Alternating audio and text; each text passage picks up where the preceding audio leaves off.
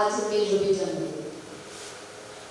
এটা তো আনন্দেরই, আমি ফেসবুকে বলছিলাম যেটা আনন্দের, কিন্তু তার থেকে বেশি আনন্দের তার সৃষ্টি নিয়ে কথা বলা যায়।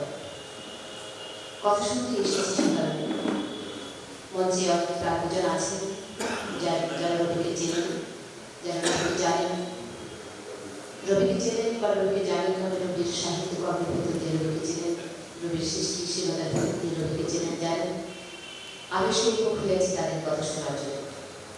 মজার ব্যাপার হলো, রবির সঙ্গে পরিচয় মাত্র বা 3 মাস। এর আগে রবির নাম শুনেছি আরেকজন প্রান্ত মানুষের কাছ থেকে।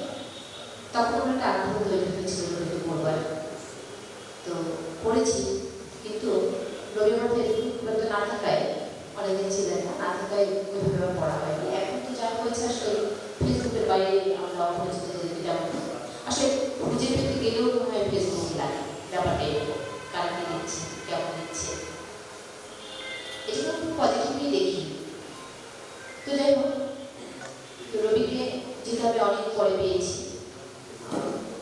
রবির লেখা পড়ে এক ধরনের ভালো লাগা কাজ করছে ঠিকই, কিন্তু মানে যে বিষয়টা আজ তৈরি হয়েছে, রবি বই আর বলে নেই, রবির বই প্রথম আরম্ভ করছি।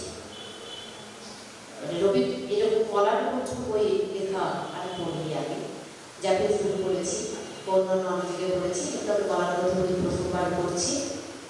তো আমি এর আগে একটি গল্প শুনছিলাম, যার কাছে প্রথম আমি রবির গল্প শুনেছি, তার কাছে শুনছিলাম রবির লেখা সম্পর্কে, রবির সাহিত্য কর্ম সম্পর্কে এবং রবির লেখা সম্পর্কে এক ধরনের বিস্ময়িত এক ধরনের চিন্তার কথা আমি শুনেছিলাম।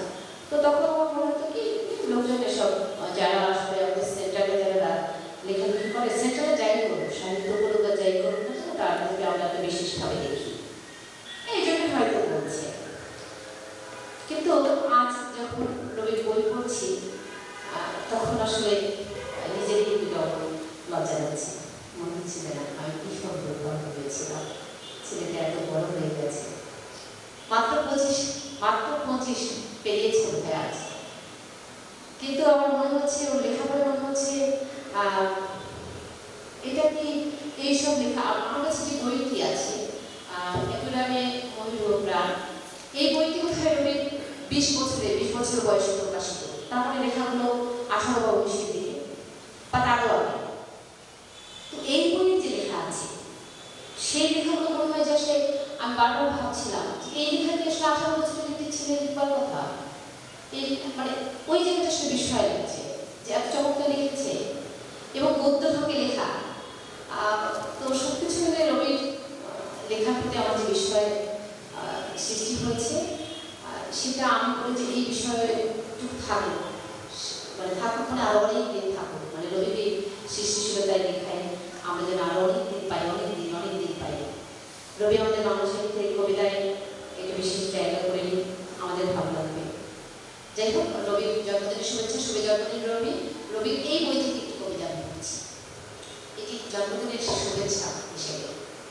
রবির এই বইয়ের একটি কবিতা হচ্ছে ক্ষুধা।